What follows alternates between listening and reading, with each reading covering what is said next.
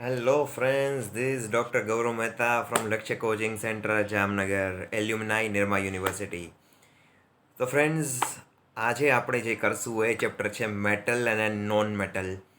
Friends લાઈફમાં દરરોજ પાણીપુરી ના ભાવે, દરરોજ ઢોસા ના ભાવે, એવી જ રીતે દરરોજ ઇંગ્લિશ લેંગ્વેજ, દરરોજ હિન્દી લેંગ્વેજ પણ ના ગમે કદાચ. So today we will have a bit of the terms in Gujarati also. થોડોક ગુજરાતીએ જોશું, આપણે ગુજરાતી લોકો છીએ તો થોડો પાર્ટ ગુજરાતીએ જોશું. We will be having the mixed language, three languages like Hindi, English and Gujarati. We will have all three languages so that it will be comfortable for you, to understand everything. થોડી મજા આવશે, comfortable તો હોય જ છે, સમજાય જ છે, but you will enjoy also. Okay, so let's start, with the title of the chapter. So friends, this is chapter number 3, standard 10th, science NCERT. Chapter's name is metals and non-metals. तो बात करेंगे metals की, non-metals की. So let's start with the first question. Okay friends, so this is the definition. As initial some questions are of definition. थोड़ी definition जोशू पहला. So displacement reaction क्या होता है, चलिए देखते हैं उसकी exact definition.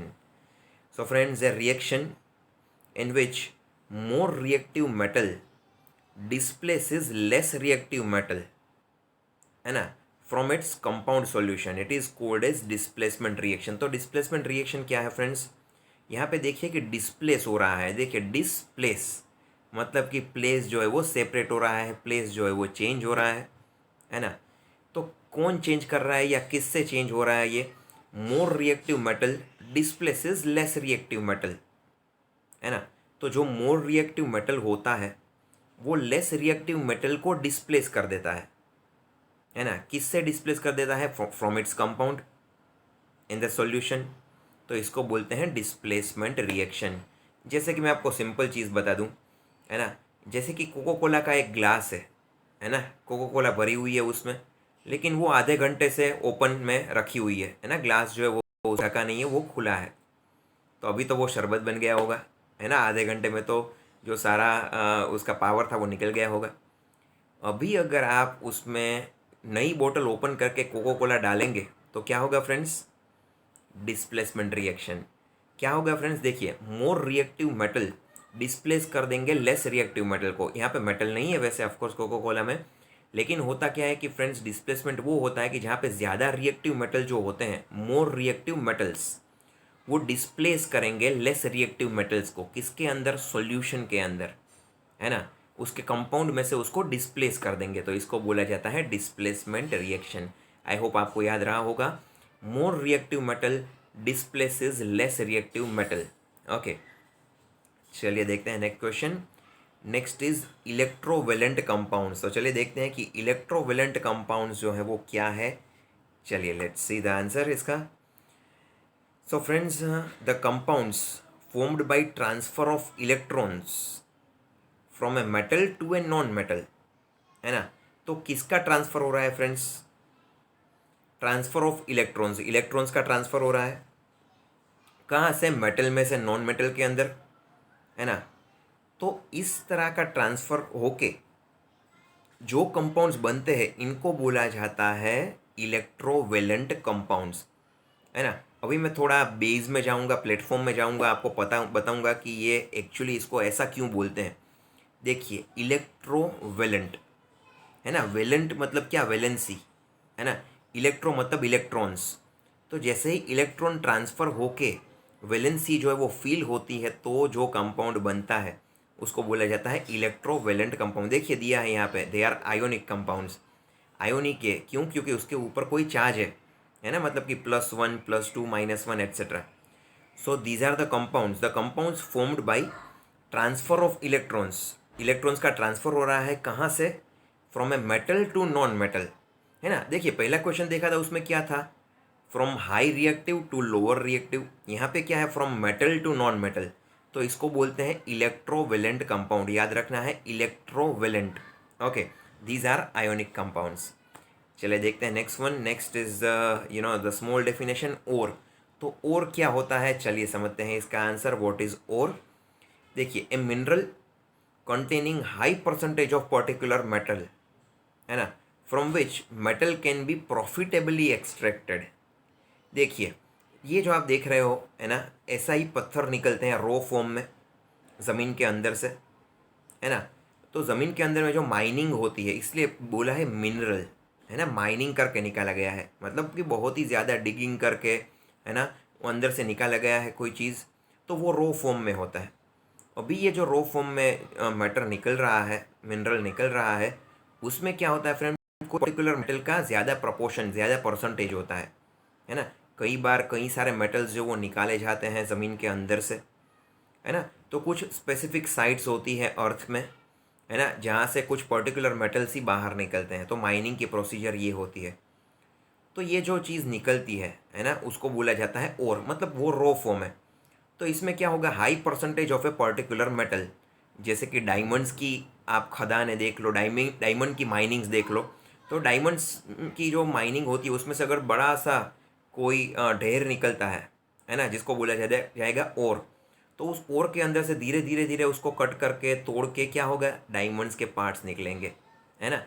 तो क्या उसमें क्या है friends, high percentage of a particular metal, तो एक मेटल का पर्टिकुलर हाई परसेंटेज है, तो इसको बोला जाता है ओर। अभी क्या होता है आगे, जैसे ही वो निकलेगा, है ना, क्या होगा, from which metal can be profitably extracted, metal को एक्सट्रैक्ट किया जा सकता है, एक्सट्रैक्ट किया जा सकता है, उसका मतलब निकाला जाता है ना। तो इस चीज़ को बोला जाता है ओर। तो ओर एक ऐसी चीज़ है कि जिसमें एक पर्टिकुलर मेटल का बहुत ही ज़्यादा परसेंटेज इन्वॉल्व है, और उसमें से उस मेटल को प्रॉफिटेबली निकाला जा सकता है, एक्सट्रैक्ट किया जा सकता है, ठीक है ना। चलिए देखते हैं next one. Next is roasting. Roasting क्या है, होटल्स में तो आप बहुत जाते हो, ये वाला रोस्टिंग और वो वाला रोस्टिंग बहुत अलग है भैया। चलिए देखते हैं कि यहाँ पे मेटल्स और नॉन मेटल में रोस्टिंग की बात कहाँ से आ गई, कैसे आ गई। Okay friends, so the process of strongly heating sulphide ores, है ना। देखिए अभी और मैंने आपको एक्सप्लेन किया कि कई सारे मेटल्स की ओर होती हैं, जिसमें से पर्टिकुलर मेटल को निकाला जाता है, उसका परसेंटेज उसमें बहुत ज़्यादा होता है। तो यहाँ पे किस ओर की बात कर रहे हैं, सल्फाइड ओर्स, है ना, सल्फाइड ओर्स की बात हो रही है। तो इनको एक प्रोसेस करेंगे, कैसी प्रोसेस, स्ट्रॉन्ग हीट देने की प्रोसेस, है ना, in presence of excess air and converted them into oxides, तो इसको बोला जाता है रोस्टिंग। ओके, तो देखिए सल्फाइड का जो ओर है उसको बहुत ही ज़्यादा हीट दी जाती है, किसके प्रेजेंस में, in presence of excess air, है ना, and converting them into oxides, तो उनको क्या बनाया जाता है, सल्फर ऑक्साइड्स बनाया जाता है। सल्फर और है तो सल्फर ऑक्साइड्स बनेंगे, सल्फर के ऑक्साइड्स बनेंगे, तो इसको बोला जाता है रोस्टिंग। ओके, सो सल्फर ओर्स गर्म किया एक्सेसिव एयर की प्रेजेंस में, ऑक्साइड बन रहा है, इसको बोला जाएगा रोस्टिंग, ठीक है ना। चलिए देखते हैं next one. Okay friends, next one is calcination. एक दो और ऐसे चैप्टर्स हैं जिसमें यही कंसेप्ट आता है, कैल्सीनेशन। मैंने तब भी इसको ऐसे ही प्रोनाउंस किया था, ऐसे ही बताया था आपको। तो चलिए देखते हैं कैल्सीनेशन एक बार फिर, क्या है कैल्सीनेशन। ओके, तो फ्रेंड्स अभी देखिए और बदल गई, है ना, अभी हम कहीं और जा रहे हैं, पहले सल्फर की ओर गए, अभी हम कार्बोनेट की ओर जा रहे हैं, है ना। तो अभी यहाँ पे किसके ओर की बात हो रही है, कार्बोनेट ओर्स, है ना। तो यहाँ पे देखिए कंडीशन थोड़ी सी चेंज है, क्या बोला है, process of strongly heating carbonate ores in limited air, इसको किस में गर्म करना है, बहुत ही ज़्यादा हीट देनी है with limited air, so that the volatile impurities are removed, impurities जो है वो रिमूव करनी है।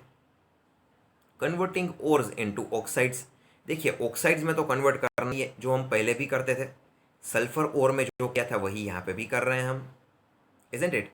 तो सल्फर ओर में क्या किया था हमने, ज़्यादा हीट दिया था, presence of excess air, excess air की प्रेजेंस में हीटिंग दिया था उसको, और हमने क्या बनाया था, सल्फर के ही ऑक्साइड्स बनाए थे, अभी अभी किया वो। तो वो प्रोसेस कुछ अलग थी, ये प्रोसेस अलग है।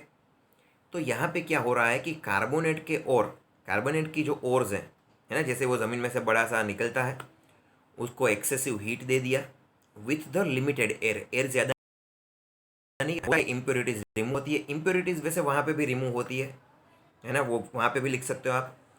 Converting the ores into oxide, ये चीज़ सेम है दोनों में, ऑक्साइड्स में कन्वर्ट करना है ना। तो इसको बोला जाता है कैल्सीनेशन, कैल्सिनेशन, कार्बोनेट की ओर्स यूज हो रही है।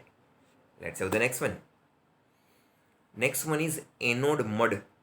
चलिए बड़ी बड़ी टर्म्स आ रही है ना। देखिए कई बार ऐसा होता है फ्रेंड्स कि सबसे पहला क्वेश्चन आप पेपर हाथ में लोगे, यू आर एक्सपेक्टिंग के कुछ इजी क्वेश्चन मुझे दिख जाए, मेरे फेमिलियर क्वेश्चन दिख जाए।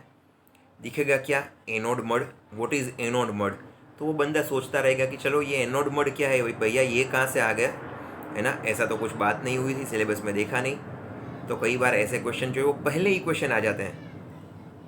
तो जब भी फ्रेंड्स पहला क्वेश्चन डिफिकल्ट हो ना पेपर का, तो समझ लेना कि लक्ष्य के स्टूडेंट्स को बहुत अच्छे मार्क्स आने वाले हैं, क्योंकि वो डिफिकल्ट क्वेश्चन जो रहा ना वो दूसरों के लिए हो सकता है, हमारे लिए नहीं।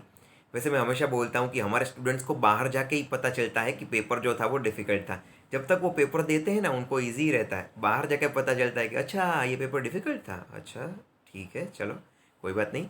तो चलिए यहाँ पे देखते हैं next term, that is anode mud. तो एनोड मड क्या है, let us see, let us understand the meaning of anode mud.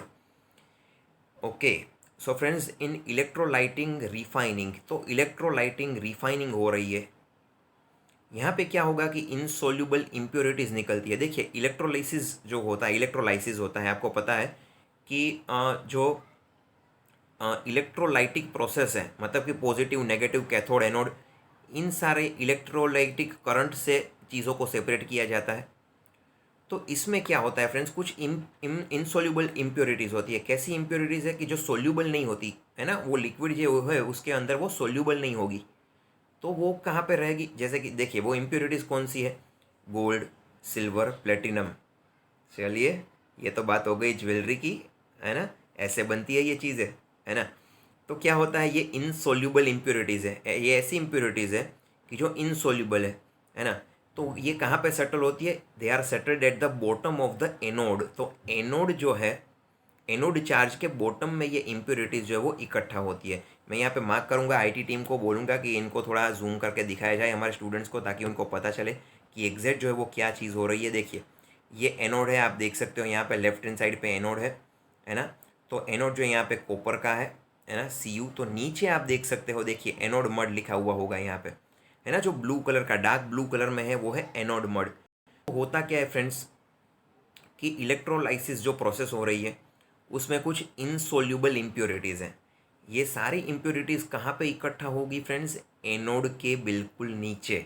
Okay, तो यहाँ पे जो इकट्ठा होगी तो इसको ये बोलते हैं मड, है ना। मतलब कि एक चीज़ इकट्ठा हो गई तो इसको बोला जाता है mud. They are settled at the bottom of the anode, इन्हीं को बोला जाता है एनोड मड। कब होता है ये, इलेक्ट्रोलाइटिक रिफाइनिंग में। रिफाइनिंग मतलब कि सेपरेशन, क्लीनिंग प्रोसेस। ओके, तो ये जो ब्लू में लिखे हैं वो वर्ड्स आपको लिखने ही लिखने हैं, मैं आपको हमेशा बताता रहता हूँ। Insoluble impurities settled at the bottom. Let's have the next one. Okay, next one is corrosion. Standard 8th, standard 9th, 10th में भी है। चलिए देखते हैं कोरोजन क्या है फिर से एक बार। मेटल गेट रस्टेड, रस्टिंग होता है इसके ऊपर।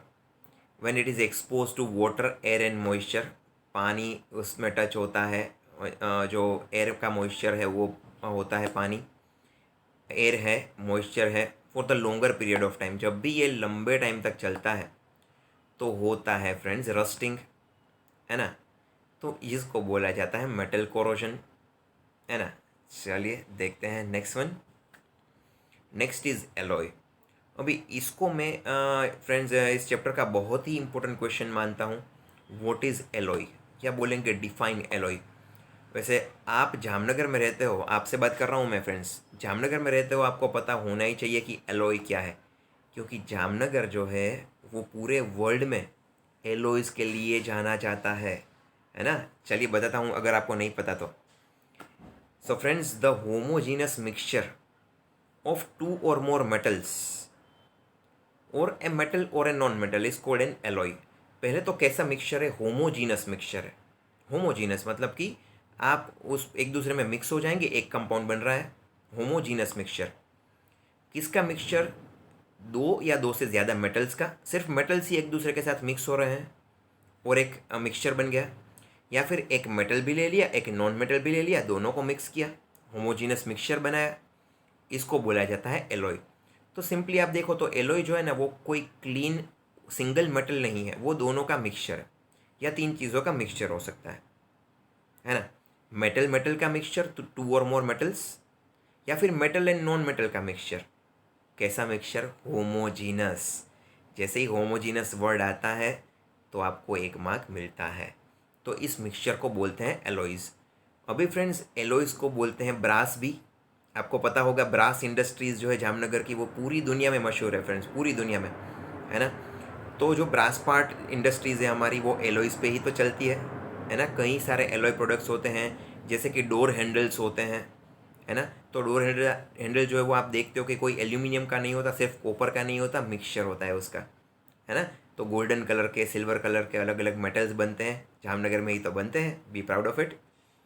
Let's see the next one. What is called metallic lustre? Okay, तो मेटालिक लस्टर क्या है, चलिए देखते हैं। What is the meaning metallic lustre? So friends, metals possess a shining surface in the pure form. This property is called metallic lustre. चलिए easy वाला question हो गया, है ना। उनके प्योर फॉर्म में, जैसे मेटल प्योर फॉर्म में होंगे, they are having a shiny surface. Okay, they possess a shiny surface. So this property is called metallic lustre. Okay, चमकते हैं, चमक दमक। Let's have the next one. State the full form of PVC friends. 2001 जब मैं 10th में था तब भी ये क्वेश्चन था। अभी 20 साल हो गए, 22 साल हो गए, आज भी ये क्वेश्चन है। पीवीसी क्या है ना। पीवीसी है पॉलीविनाइल क्लोराइड। आपको ऑलरेडी पता है PVC full form is polyvinyl chloride. तब भी इम्पोर्टेंट था, आज भी इम्पोर्टेंट है ना। तो चलिए देखते हैं नेक्स्ट क्वेश्चन।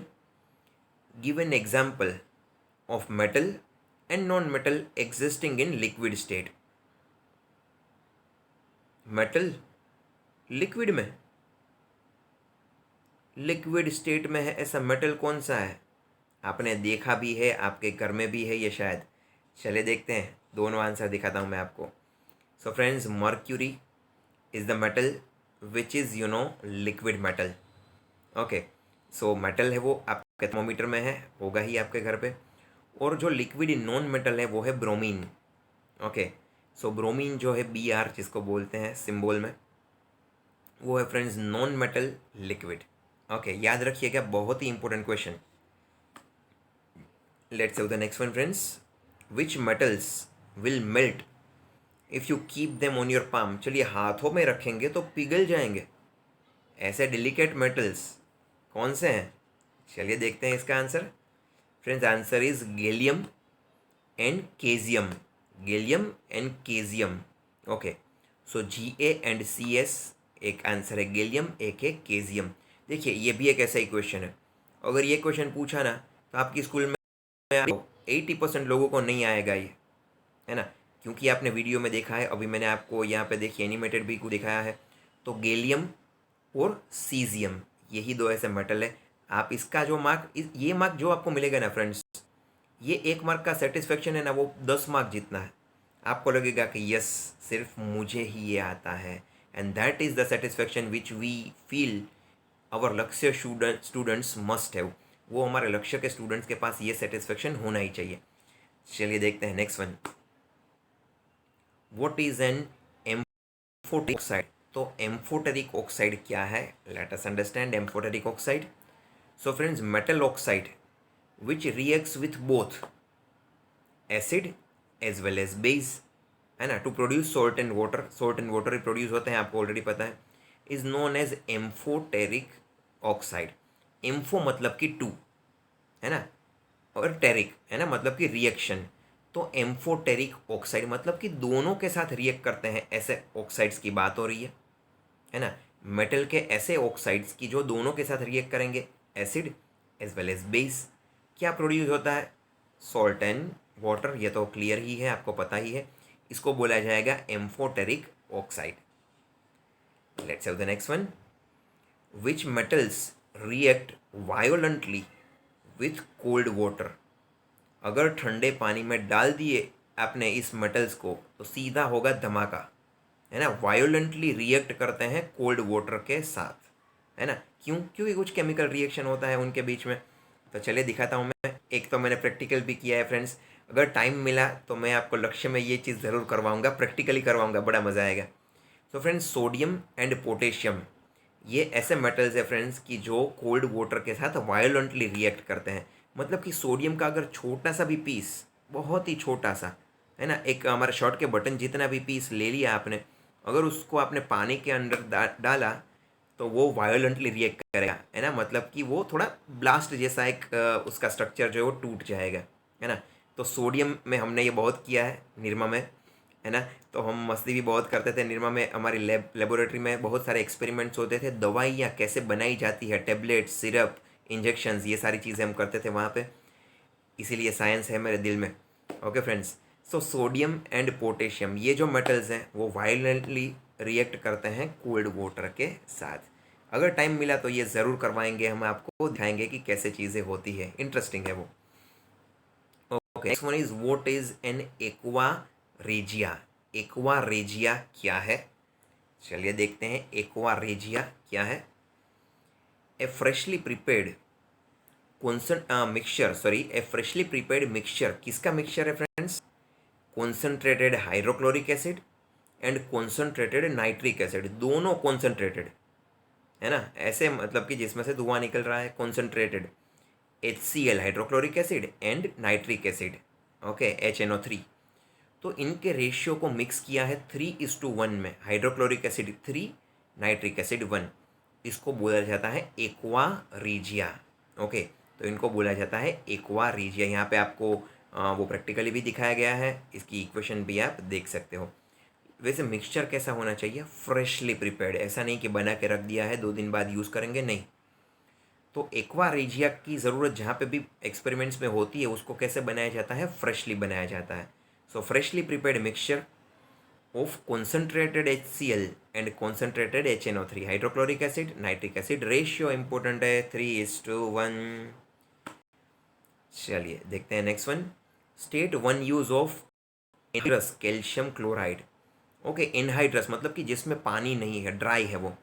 तो कैल्शियम क्लोराइड जो एनहाइड्रस है उसका एक यूज़ हमको बताना है। So it is used as a drying agent because it absorbs moisture from the air. देखिए, पहले ही ये एनहाइड्रस है, मतलब उसके अंदर पानी बिल्कुल नहीं है। हाइड्रस मतलब कि वाटर, एनहाइड्रस मतलब कि बिना वाटर के। तो ये क्या कर सकते हैं फ्रेंड्स? ड्राइंग एजेंट की तरह यूज़ होते हैं ये, है ना। क्यों ड्राइंग एजेंट की तरह यूज़ होते हैं? क्योंकि वो एयर जो है, मॉइस्चर जो है एयर का, वो एब्जॉर्ब कर लेंगे और एनहाइड्रस से हाइड्रस हो जाएंगे। कैल्शियम क्लोराइड जो है वो हो जाएगा हाइड्रस। तो अगर एनहाइड्रस कैल्शियम क्लोराइड को आपने एटमॉस्फेयर में रखा और आप बीच के ऊपर चले गए बैठने, तो वहाँ पे तो एयर जो है वो मॉइस्चर वाली होती है। तो आप थोड़ी देर में देखोगे कि वो जो कैल्शियम क्लोराइड होगा, है ना, वो कैसा हो जाएगा? थोड़ा वेट हो जाएगा, क्योंकि वो एटमॉस्फेयर से मॉइस्चर एब्जॉर्ब करता है, कैल्शियम क्लोराइड। ओके, ये एक्सपेरिमेंट आप इजीली कर सकते हो। Let's see the next one. What is the meant by activity और रिएक्टिविटी सीरीज? एक्टिविटी सीरीज क्या है या फिर रिएक्टिविटी सीरीज क्या है? चलिए देखते हैं friends. When different metals are arranged in decreasing order of their activities, है ना, तो एक्टिविटीज़ के तौर पे जब भी डिसेंडिंग ऑर्डर में, मतलब कि हाईएस्ट होगा वो फर्स्ट, लोएस्ट होगा वो लास्ट, इस तरह से रिएक्टिविटी या एक्टिविटी के ऑर्डर में जब भी मेटल्स को अरेंज किया जाता है, उसको बोला जाता है रिएक्टिविटी सीरीज। पूरी की पूरी मेटल्स की एक सीरीज बनती है जिसको बोला जाएगा reactivity series. Okay, so when different metals are arranged in descending order of their activities, तो इन्हीं को बोला जाएगा reactivity series. Let's have the next one. Why does the noble gases possess little chemical activity? Noble gases जो हैं वो बिल्कुल chemical activities नहीं करते हैं, उसका क्या रीज़न है? चलिए अभी अभी देखते हैं कि क्या रीज़न है कि नोबल गैसेस जो हैं वो केमिकल एक्टिविटी बिल्कुल नहीं करते। चलिए देखते हैं फ्रेंड्स आंसर इसका। So noble gases possess completely filled valence shell with 8 electrons. आपको पता है अलग अलग शेल्स हैं कि जहाँ पे जैसे कि सबसे इनर मोस्ट शेल है उसमें 2 इलेक्ट्रॉन्स आ गए तो वो शेल हो जाएगा पैक, है ना, एल शेल जिसको बोलते हैं, है ना। उसके बाद के, उसके बाद एन। तो यहाँ पे क्या हो रहा है फ्रेंड्स कि नोबल गैस जो है उसमें जो आउटर मोस्ट शेल है उसमें वैलेंसी कितनी है 8, मतलब कि वहाँ पे कम्प्लीटली फील्ड वैलेंस इलेक्ट्रॉन्स हैं, 8 से ज़्यादा उसमें आ नहीं सकते, इसीलिए वो किसी के साथ रिएक्ट नहीं करते। इसको बोला जाता है केमिकली इनर्ट। ओके फ्रेंड्स, तो नोबल गैसेस जो हैं वो क्या करते हैं कि कम्प्लीटली फील्ड 8 इलेक्ट्रॉन्स हैं उन उसके पास, इसीलिए वो केमिकली इनर्ट है। आई होप आपको समझ में आया होगा। Let's say the next one, state the reason for conduction of electricity through a solution. चलिए फिर से एक ऐसा ही क्वेश्चन है, अगर 8th और 9th स्टैंडर्ड आपने लक्ष्य में नहीं किया है तो आपको ये पता नहीं होगा, वरना ज़रूर पता होगा क्योंकि दोनों स्टैंडर्ड्स में ये क्वेश्चन आ गया है ना। बोला है कि इलेक्ट्रिसिटी कंडक्ट कैसे होगी एक सॉल्यूशन में से, तो चलिए बता देता हूँ कि कैसे होगी, अगर आपको नहीं पता बताता हूँ। Friends, conduction of electricity through a solution is due to presence of ions, okay, which migrate to opposite electrodes and they carry the electricity. होता क्या है फ्रेंड्स कि अगर आपका मिनरल वाटर है तो मिनरल वाटर के अंदर इलेक्ट्रिसिटी जो है उसका कंडक्शन नहीं होगा, वो उसके थ्रू पास नहीं होगी। क्यों? क्योंकि मिनरल वाटर्स के अंदर कोई आयंस ही नहीं है। अगर टैप वाटर हुआ है ना, तो टैप वाटर के अंदर तो बहुत सारी इम्प्योरिटीज़ होती हैं, उन मतलब कि वहाँ पे बहुत सारे आयंस भी होते हैं। तो इसी वजह से फ्रेंड्स वहाँ पे जो है electricity is possible to conduct, क्योंकि आयंस के थ्रू ही ये इलेक्ट्रिसिटी कंडक्ट होती है लिक्विड्स के अंदर, सॉल्यूशंस के अंदर। तो यहाँ पे भी वही रूल जो है वो अप्लाई होता है।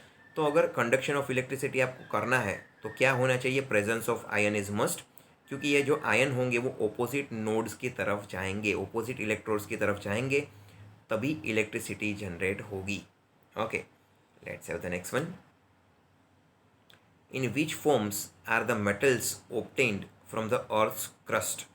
तो अर्थ के क्रस्ट में से कौन से फॉर्म में मेटल पाए जाते हैं। चलिए देखते हैं इसका आंसर कि कौन से फॉर्म में इनको पाया जाता है। So friends, they are formed they are obtained in the form of oxide, carbonate and sulphide. देखिए ऑक्साइड्स, कार्बोनेट एंड सल्फाइड तीनों की हमने कुछ ना कुछ प्रोसीजर देखी है ना। तो कार्बोनेट्स की भी एक प्रोसीजर है, सल्फाइड की भी प्रोसीजर है, ऑक्साइड की भी है ना। तो इन 3 फॉर्मेट में ये ऑब्टेन किए जाते हैं। Very important question examination point of view. Let's have the next one. On what factors does the process used to remove gangue from ores depend? है ना, तो गैंग को रिमूव किया जाता है ओर्स में से, तो वो कौन सी मेथड है या वो कौन से फैक्टर्स हैं कि जो यूज़ किए जाते हैं। चलिए देखते हैं कि कौन से फैक्टर्स यूज़ किए जाते हैं friends. So friends, it depends, okay, जो फैक्टर है ना, क्या हमको सेपरेट करना है, गैंग सेपरेट करना है, किस में से, और में से गैंग को सेपरेट करना है। सो फ्रेंड्स, हम वो किसके ऊपर डिपेंड करेगा, difference between physical and chemical properties किसकी, ऑफ कोर्स जिसको सेपरेट करना है उसकी, है ना, गैंग की और की। तो इन दोनों का जो डिफरेंस होगा, किसका difference, difference between physical and chemical properties, तो इस फैक्टर के ऊपर वो सेपरेशन डिपेंड करेगा। चलिए let's have the next one, what type of metals are used as a reducing agent in the displacement reaction। चलिए फ्रेंड्स 20 सेकंड्स का time देता हूँ, if you can give this answer.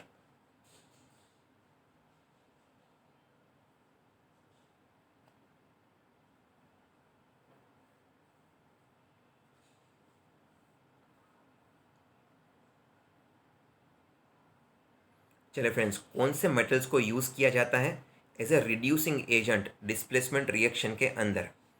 Let's see the answer. Okay friends, highly reactive metal displacement करना है तो हमने पहले ही देखा था उसका डेफिनेशन, हाईली रिएक्टिव मेटल्स अगर वो यूज़ हुए तो ही डिस्प्लेसमेंट होगा। ओके, एग्जाम्पल कौन से हैं, sodium, calcium and aluminium. Okay, sodium, calcium and aluminium. Let's see the next one, name 2 allotropes of carbon. तो कार्बन के 2 एलोट्रॉप्स कौन से हैं, let us see which are the 2 different allotropes. Answer is very beautiful, simple, easy to understand. One is diamond and one is graphite. दोनों बहुत ही strong होते हैं, है ना, तो उनको कट करना, उनको रीशेप करना बहुत ही मुश्किल। Diamond and graphite. Okay, let's save the next one. चलिए फ्रेंड्स, आ गए हम उस जोन में कि जहाँ पे आपको 20 सेकंड्स मिलेंगे। हमारी टिक टिक जी आ गई हैं, तो वो टिक टिक होती रहेंगी। 20 सेकंड्स में ही आपको ब्लैंक का आंसर देना है या फिर ट्रू और फॉल्स क्वेश्चन का आंसर देना है। See, half of the video is already done. तो अभी क्या करेंगे फ्रेंड्स, हम कि 20 सेकंड्स देंगे, आपको आंसर देना है। नहीं दे सकते तो मैं दूंगा आंसर आपको। चलिए, 20 seconds for you.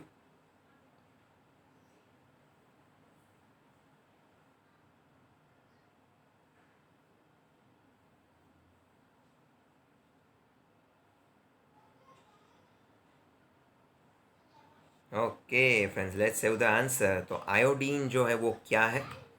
Iodine is a non metal but still it possesses lustre. तो लस्टर हमको पता है, जो शाइनिंग सरफेस होता है उसको बोला जाता है लस्टर, है ना।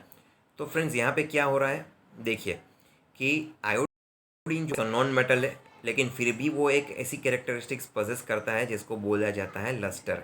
एक्सट्रीमली इंपॉर्टेंट ब्लैंक, पहली ही ब्लैंक बहुत ही ज़्यादा इंपॉर्टेंट है, याद रखना है आपको। चलिए फ्रेंड्स, देखते हैं नेक्स्ट वन।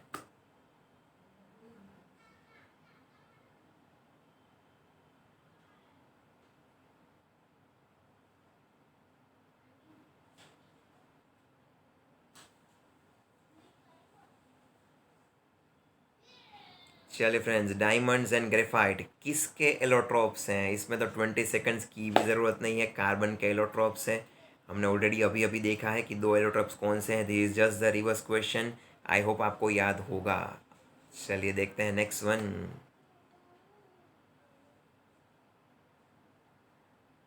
टिक टिक जी चल पड़ी है, आंसर देना है आपको 20 सेकंड्स में।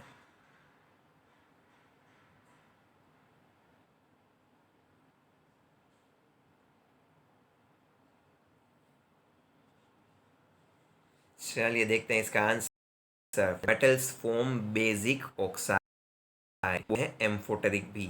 मेटल्स जो वो कौन से टाइप के ऑक्साइड्स बनाएंगे? बेसिक ऑक्साइड्स, भूलना नहीं है ना। Let's save the next one.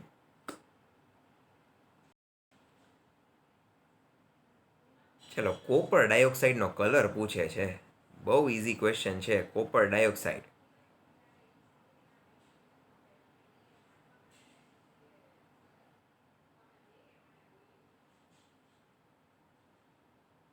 Okay friends, the answer is black. वहाँ पे आपको दिख ही रहा था, हिंट हमने दे दी थी आपको। तो आंसर है ब्लैक, काड़ो कलर हो ये, एकदम काड़ो।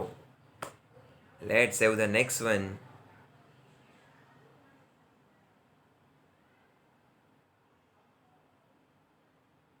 सोल्डर किसका एलॉय है? एलॉय मैंने आपको ऑलरेडी बताया है, होमोजीनस मिक्सचर। तो कौन सी दो चीज़ों को मिक्स करेंगे सोल्डर बनेगा? Let's see, answer is lead and tin. तो लेड और टिन को मिक्स करेंगे, बनेगा solder. Okay, lead and tin, याद रखिएगा क्वेश्चन, फिर से इंपॉर्टेंट वन।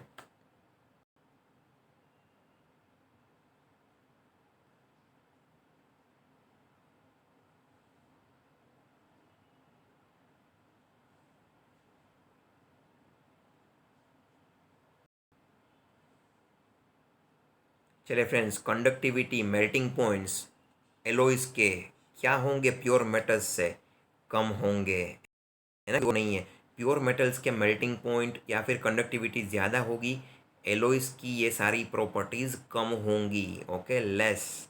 चलिए देखते हैं नेक्स्ट वन।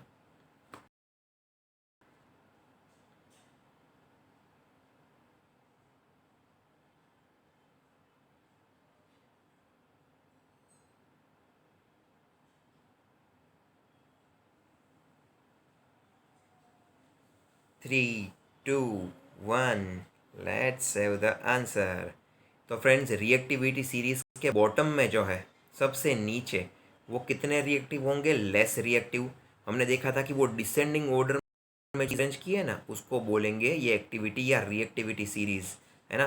तो सबसे ज़्यादा एक्टिविटी है वो सबसे ऊपर रहेगा, सबसे कम एक्टिविटी है वो होगा सबसे नीचे। ओके, चलिए देखते हैं next one.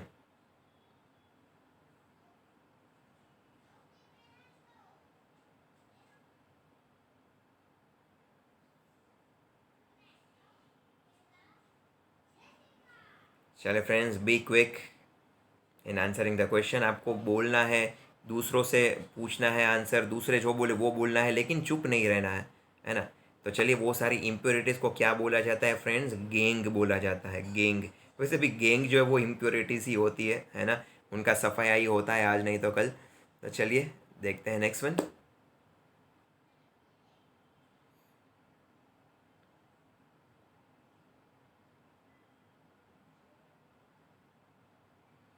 Process of obtaining metal from compound में से मेटल को ऑब्टेन करने की प्रोसेस को क्या बोला जाता है? चलिए friends, come on. Answer is reduction. Again important question, इसको बोला जाता है रिडक्शन। चलो जो ये नेक्स्ट क्वेश्चन मित्रों।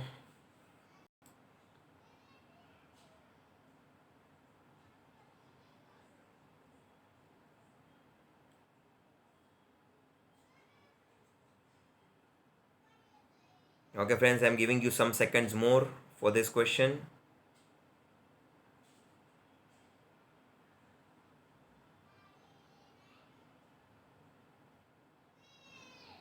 So iron oxide, aluminium powder, क्या होती है ये process?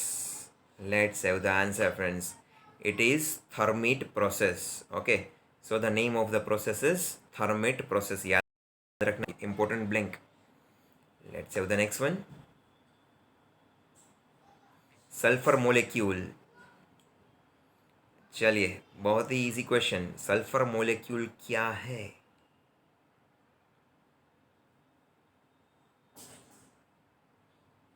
You have to be fast in answering each and every question friends. Let's see the answer. So it is octa atomic, है ना। इम्पोर्टेंट क्वेश्चन है, मैंने पहले ही बताया आपको। देखिए, सल्फर एटम जो है उसमें कितने बोन्स होते हैं? 8 बोन्स होते हैं, 8 बोन्स। इसको बोलते हैं ओक्टा एटोमिक, है ना, क्योंकि S8 बोलते हैं, है ना। तो उसके जो बोन्स होते हैं वो 8 होते हैं। आप यहाँ पे देख सकते हो, डायग्राम में भी दिखाए गए हैं, ठीक है ना। Octa atomic. Let's see the next one. चलिए friends, process which is used, which is employed for concentration of sulphur ore. Sulphur ore के कंसंट्रेशन के लिए कौन सी प्रोसेस जो है वो एम्प्लॉय की जाती है? Let's see the answer. Answer is froth flotation. इसको बोला जाता है फ्रोथ फ्लोटेशन, है ना। बड़ा नाम है थोड़ा, કંઈ વાંધો નહીં. આપણે ગુજરાતીઓ છીએ, મોટામાં મોટું આપણા માટે શું હોઈ શકે? કાંઈ નહીં, હે ને. આપણા માટે શું મોટા છે? માર્ક્સ જ મોટા છે, હે ને. તો માર્ક્સ જેને આવે એ હોશિયાર. મારા એક સર એમ કહેતા કે મહેતા, મને મહેતા કહેતા, મહેતા હોશિયારની ડેફિનેશન શું? હોશિયારની વ્યાખ્યા શું? મેં કીધું શું? તો સર કહેતા માર્ક્સ આવે એ હોશિયાર, હે ને. તો આપણે જેટલા પણ નામ આવે યાદ રાખી લઈશું. માર્ક્સ આવે એ હોશિયાર, યાદ રાખી લેજો. ओके, सो कॉन्सेंट्रेशन को ऑब्टेन करने के लिए कौन सी प्रोसेस है? Froth flotation. चलिए देखते हैं नेक्स्ट वन।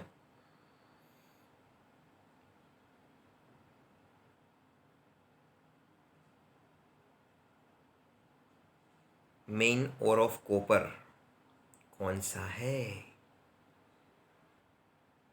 जल्दी से बता दो, कौन सा है? Is copper pyrites. Okay, copper pyrites जो है ये मेन ओर है। मैं जैसे बोला था कि ओर जो है उसको कट करके, उसको प्योर करके रियल मेटल को निकाला जाता है, कॉपर पाइराइट्स। ओके, चलिए देखते हैं next one.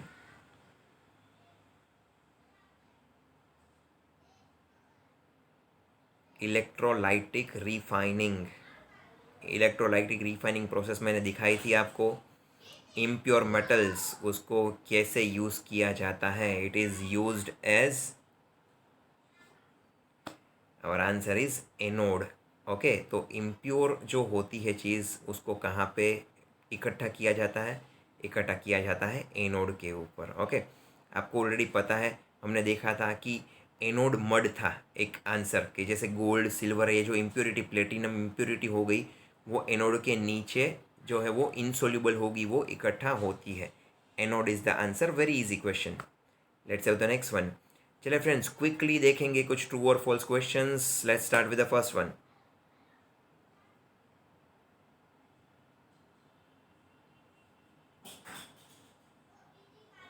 All metals have similar hardness, क्या ऐसा हो सकता है सभी मेटल्स की हार्डनेस सिमिलर है? यस और नो?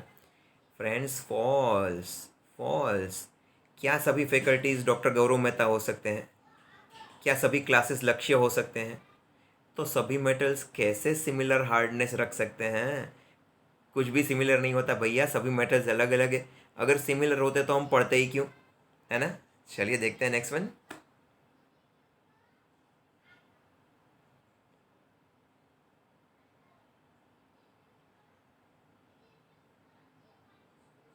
सिल्वर एंड कॉपर, क्या वो हीट के गुड कंडक्टर हैं? यस और no? Let's have the answer friends. Answer is true, yo. भाई बोले छे यो, इट इज़ करेक्ट। तो वो अच्छे कंडक्टर हैं, ठीक है ना, याद रखना है आपको। चलिए let's have the next one. Bromine is A gas, क्या वो गैस है?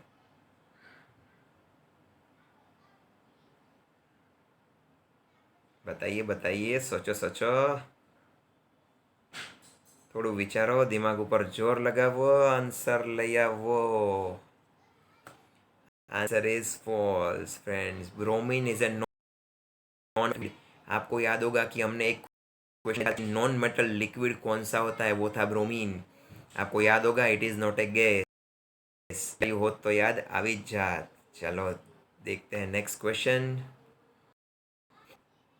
Graphite is a non conductor of heat, क्या ये सच है? Graphite is non conductor of heat, heat को वो कंडक्ट नहीं कर सकता। यस और no?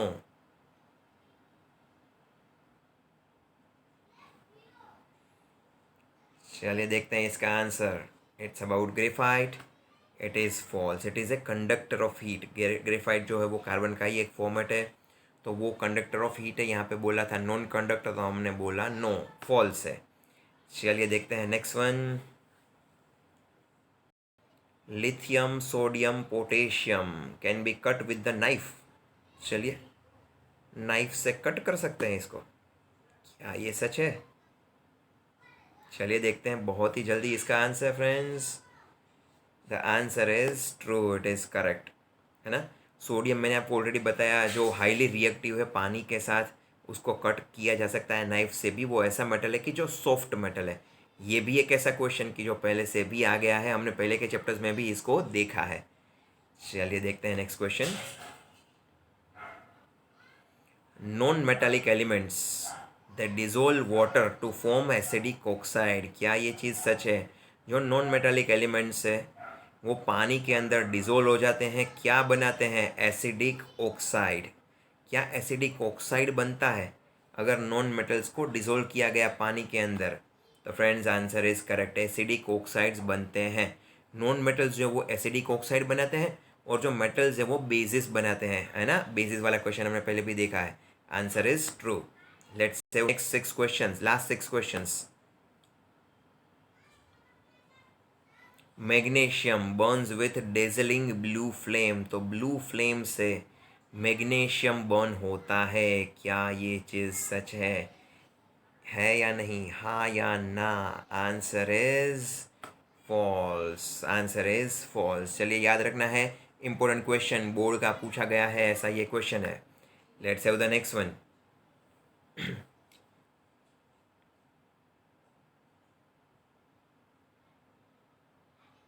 Magnesium is less reactive than sodium, क्या वो कम रिएक्टिव है सोडियम से? Let's see the answer. 3, 2, 1, come on. Answer is true, वो कम रिएक्टिव ही है। ओके फ्रेंड्स, तो रिएक्टिविटी सीरीज आपको ऑलरेडी पता है, उसके ऊपर से आप इजीली इसका आंसर दे सकते हो। चलिए इसमें मैं कुछ ज़्यादा सेकंड्स दूंगा, थोड़ा बड़ा question. Okay friends, go ahead.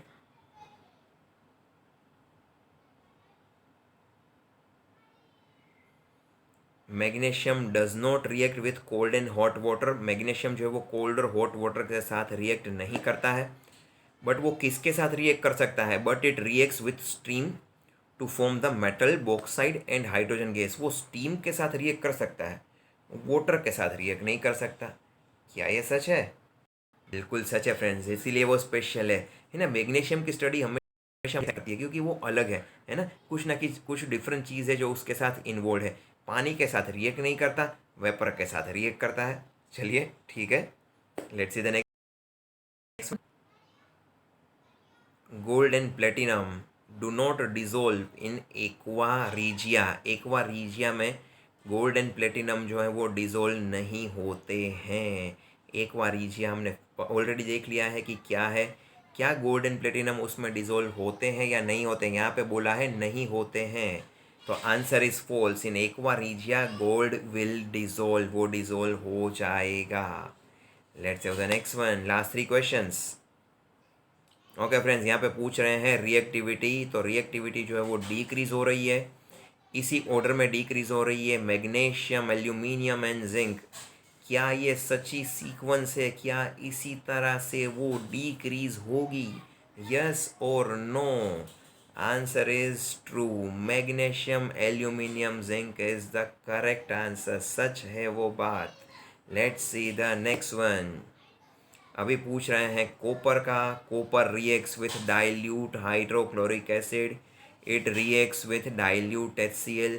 क्या कॉपर डाइल्यूट HCl के साथ रिएक्ट करता है? यस और no? The answer friends here is false. Copper does not react with dilute HCl। अगर डाइल्यूट HCl हुआ, हाइड्रोक्लोरिक एसिड हुआ, तो उसके साथ कॉपर रिएक्ट नहीं करेगा। Let's have the last question for the session. Magnesium chloride की बात हो रही है। क्या वो 2 आयोनिक बॉन्ड्स के साथ जुड़ा हुआ है? Does it contain 2 ionic bonds? Yes और no? Let's see the answer friends. Magnesium chloride, याद रखिएगा नाम, आंसर है ट्रू, करेक्ट है ना। मैग्नीशियम, देखिए फिर से मैग्नीशियम ही आ गया यहाँ पे, है ना। तो मैग्नीशियम क्लोराइड जो है वो 2 आयोनिक बॉन्ड्स के साथ जुड़ा हुआ है। Answer is true. So friends, this was all about the chapter. चलिए एक दो और क्वेश्चन है मेरे ख्याल से, देख लेते हैं। थोड़ा बड़ा क्वेश्चन है, I will be giving you some more time.